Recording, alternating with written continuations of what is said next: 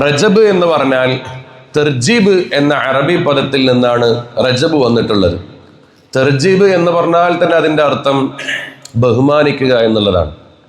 അപ്പോൾ അതിൽ നിന്ന് തന്നെ മനസ്സിലാകും റജബ് നമ്മൾ ആദരിക്കപ്പെടേണ്ട മാസമാണ്, നമ്മൾ റജബിനെ ബഹുമാനിക്കപ്പെടേണ്ട മാസമാണ് എന്ന് നമുക്ക് അതിൽ നിന്ന് തന്നെ മനസ്സിലാവും. പിന്നെ ഒരുപാട് വിശേഷണങ്ങൾ റജബിനെ കുറിച്ച് പറയുന്നുണ്ട്. ധാരാളം പേരുകളുണ്ട്. ഷഹറുൽ അസ്വം, ഷഹറുൽ അസബ്, അങ്ങനെ ഷഹറു റജ്മ്, ഇങ്ങനെ വ്യത്യസ്തമായ ഒരുപാട് പേരുകളുണ്ട്. ഇനി ഇതിൻ്റെ ഒരു വിഷയമുണ്ട്, എന്താ അറിയോ? റജബ് 3 അക്ഷര, റാ, ജീമ്, ബാ, അങ്ങനെ 3 അക്ഷരം ചേർന്ന റജബ്. അതിൻ്റെ പിന്നിൽ ഹിക്മത്തുണ്ടെന്ന് മഹത്തുകൾ പഠിപ്പിക്കുന്നുണ്ട്. എന്താ റജബ് എന്ന് പറഞ്ഞാൽ അത് റഹ്മത്തുല്ലാഹി, അള്ളാഹുവിൻ്റെ കാരുണ്യത്തെ ജനങ്ങളിലോട്ട് നൽകുന്ന മാസമാണ് റജബ്. അതിനൊരു സംശയമല്ല. കാരണം എന്താ? റജബിന്റെ ഏറ്റവും വലിയൊരു പ്രത്യേകത എന്താ? പരിശുദ്ധ റസൂൽ സ്വല്ലല്ലാഹു അലൈഹി വസല്ലമ തങ്ങളുടെ അതിമഹത്തായ നൂറ്, അവിടുത്തെ പ്രകാശം, ആ പ്രകാശം അബ്ദുല്ലാ റളിയല്ലാഹു അൻഹുവിന്റെ മുതുകിൽ നിന്ന് ആമിന ബീവിയുടെ ഉദരത്തിലേക്ക് ചെന്ന മാസമാണ് റജബ് മാസം. വമാ അർസൽനാക ഇല്ലാ റഹ്മത്തൽ ലിൽ ആലമീൻ. റസൂലുള്ളാഹി സ്വല്ലല്ലാഹു അലൈഹി വസല്ലം തങ്ങളുടെ ലോകത്തിന് മുഴുവനും കാരുണ്യാണല്ലോ. ആ ലോകത്തിന് മുഴുവനും കാരുണ്യമായ അഷ്റഫുൽ ഖൽഖായ റസൂലുള്ളാഹി സ്വല്ലല്ലാഹു അലൈഹി വസല്ലം തങ്ങളുടെ നൂറിനെ ആമിന ബീവിയുടെ ഉദരത്തിലോട്ട്, ഗർഭാശയത്തിലോട്ട് എത്തിയ മാസമാണ് പരിശുദ്ധമായ റജബ് മാസം എന്ന് പറയുന്നത്. അപ്പൊ അങ്ങനെ അതിന് ഒരു അർത്ഥം അവിടെ വെക്കാം. അതല്ലാതെ തന്നെ അള്ളാഹുവിന്റെ റഹ്മത്ത് അവന്റെ അടിമകൾക്ക് വാരിക്കോരി നൽകുന്ന മാസമാണ് റജബ് മാസം. രണ്ടാമത്തത് ജീമ്, ജൂദുല്ലാഹി, അള്ളാഹുവിന്റെ ധർമ്മം, അത് വാരിക്കോരി അള്ളാഹു തആല നൽകുന്ന മാസമാണ് റജബ് മാസം.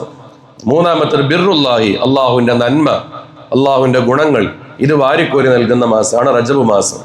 അതുകൊണ്ട് തന്നെ നമ്മൾ ഇതിൽ നിന്ന് മനസ്സിലാക്കേണ്ടത് റജബ് മാസത്തിന്റെ ആദ്യം മുതൽ അവസാനം വരെ അവന്റെ അടിമകൾക്ക് ഈ 3 ഗുണങ്ങൾ കിട്ടിക്കൊണ്ടേയിരിക്കും, ഉപയോഗപ്പെടുത്താൻ തയ്യാറാണെങ്കിൽ.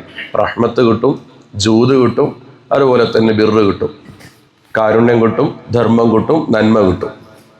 റജബിനെ വേണ്ട രൂപത്തിൽ ഉപയോഗപ്പെടുത്തിയാൽ, നമ്മൾ വേണമെന്ന് വെച്ചാൽ റജബിനെ അങ്ങോട്ട് ഉപയോഗപ്പെടുത്താൻ വേണ്ടി തീരുമാനിച്ചാൽ എല്ലാം നടക്കും. അള്ളാഹു തആല വല്ലാത്തൊരു പരിഗണന നൽകും.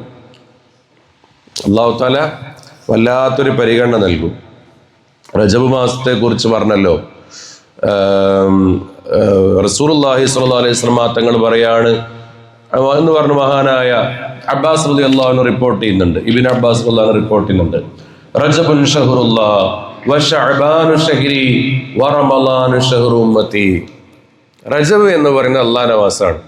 അള്ളാഹ്ക്ക് ചെയ്യാനുള്ള ഒരുപാട് കാര്യങ്ങളുണ്ട്. അതാണ് ഈ പറയപ്പെട്ടത്, റഹ്മത്തും ജൂദും ബിർറും ഒക്കെ. ഇനി ഷഅബാൻ മാസം എന്ന് പറയുന്നത് റസൂലുള്ളാഹി സ്വല്ലല്ലാഹു അലൈഹി വസല്ലം തങ്ങളുടെ മാസമാണ്. ധാരാളം സ്വലാത്തുകളൊക്കെ അധികരിപ്പിച്ച് റസൂലുള്ളാഹിയുമായിട്ട് അടുക്കേണ്ടതാണ്. അപ്പൊ റജബ് മാസത്തിൽ അള്ളാഹ് അടുക്കുക, ഷഅബാൻ മാസത്തിൽ റസൂലുള്ളാഹി സ്വല്ലല്ലാഹു അലൈഹി വസല്ലം തങ്ങളായിട്ട് അടുക്കുക. അങ്ങനെ അടുത്തിട്ടോ വറമളാനു ഷഹ്റു ഉമ്മത്തി, റമളാൻ എൻ്റെ ഉമ്മത്തിങ്ങളുടെ മാസമാണ്. അതാണ് റമളാൻ നമ്മുടെ ഇബാദത്തിൽ അള്ളാഹിന്റെ അടുത്ത് ഇങ്ങനെ ചോദിക്കുക, അപ്പോൾ 70,000 പ്രതിഫലം നൽകുന്നു, മറ്റു നിഅമത്തുകളൊക്കെ അടിമകൾക്ക് നൽകുന്നു. അപ്പം അത് കിട്ടണമെന്നുണ്ടെങ്കിൽ എല്ലാം അങ്ങനെ തന്നെയാണ്. ഇസ്ലാമിൽ അള്ളാഹിനെ മാത്രം ഉൾക്കൊള്ളുകൊണ്ട് മുസ്ലിം ആവില്ല. നമ്മൾ മുമ്പ് പറഞ്ഞിട്ടുണ്ട് ഇസ്ലാം കാര്യത്തിൽ. അള്ളാഹു തആല മാത്രം മതി എന്ന് പറഞ്ഞാൽ അയാൾ മുസ്ലിം ആവില്ല. അള്ളാഹു തആലയും വേണം, കൂടെ ആരും വേണം, അഷ്റഫുൽ ഖൽഖായ റസൂലുള്ളാഹി സ്വല്ലല്ലാഹു അലൈഹി വസല്ലം തങ്ങളും വേണം. അപ്പോൾ ആദ്യ മാസം അള്ളാഹു തആലാനെ നമ്മൾ നന്നായിട്ട് തൃപ്തിപ്പെടുത്തണം. പിന്നെ നബി സല്ലല്ലാഹു അലൈഹി വസല്ലം തങ്ങളുമായിട്ട് അഭേദ്യമായ ബന്ധം ഉണ്ടാക്കണം. എന്നിട്ട് 3-ാമത്തെ മാസമായ റമളാനിൽ നമുക്ക് വേണ്ട കാര്യങ്ങളൊക്കെ നമ്മൾ ചെയ്യുക എന്നുള്ളതാണ്. അപ്പൊ ഈ രൂപത്തിലാണ് നമ്മൾ ഈ മാസത്തെ കാണേണ്ടത്. പണ്ഡിതന്മാർ പറയുന്നുണ്ട്, റജബുൻ ഷഹ്റുൽ ഇസ്തിഗ്ഫാർ വശഅബാനു ഷഹ്റു സ്വലാത്തി അലൻ നബിയിൽ മുഖ്താർ വറമളാനു ഷഹ്റുൽ ഖുർആൻ. റജബ് എന്ന് പറയുന്ന മാസം ധാരാളം ഇസ്തിഗ്ഫാറുകൾ അധികരിപ്പിക്കേണ്ട മാസമാണ് എന്നാണ്. ഷഅബാൻ മാസം ധാരാളം സ്വലാത്തുകൾ നബി സല്ലല്ലാഹു അലൈഹി വസല്ലം തങ്ങളുടെ പേരിൽ സ്വലാത്തുകളുടെ മാസമാണ്. റമളാൻ എന്ന് പറഞ്ഞാൽ ധാരാളം ഖുർആൻ ഓതേണ്ട മാസമാണ്. അപ്പൊ ഈ മാസത്തിൽ നമുക്ക് ചെയ്യേണ്ട ഏറ്റവും പ്രധാനപ്പെട്ട ഒരു അമലാണ് ഇസ്തിഗ്ഫാർ ചൊല്ലുക. അസ്തഗ്ഫിറുല്ലാഹൽ അലീം, അസ്തഗ്ഫിറുല്ലാഹൽ അലീം ചൊല്ലിക്കൊണ്ടേയിരിക്കുക. 10, 20, 100 പ്രാവശ്യമല്ല, കഴിയുന്ന അത്ര ചൊല്ലുക.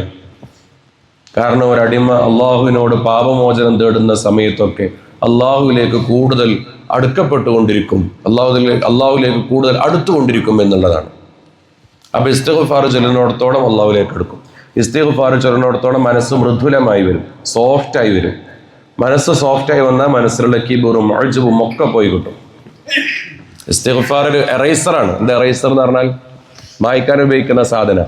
നമ്മുടെ കൽബിലുള്ള കറകളൊക്കെ മായ്ക്കപ്പെടും. കൽബിൽ കറല്ലെങ്കിൽ ശരീരത്തിൽ കറ ഉണ്ടാവില്ല.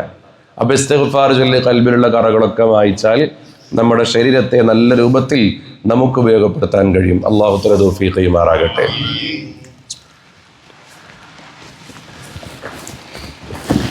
അപ്പൊ ഇതാണ് റജബിനെ കുറിച്ച് നമ്മൾ ആദ്യമായിട്ട് മനസ്സിലാക്കി വെക്കേണ്ട കാര്യം. ഇതിൽ നിന്ന് റജബിനെ ഉൾക്കൊള്ളണം. റജബ് സാധാരണ ഒരു മാസമല്ല, റജബ് പരിഗണിക്കപ്പെടേണ്ട ഒരു മാസമായിരിക്കും, ആ മാസമാണ് എന്നെല്ലാവർക്കും മനസ്സിലായിട്ടുണ്ടാകും എന്ന് വിചാരിക്കുന്നു. അപ്പൊ റജബിൽ ചില മാറ്റങ്ങൾ അനിവാര്യമാണ്. എന്നാലേ റമദാനിനെ വേണ്ട രൂപത്തിൽ നമുക്ക് ലഭിക്കുകയുള്ളൂ എന്ന് ആദ്യമായി മനസ്സിലാക്കുക.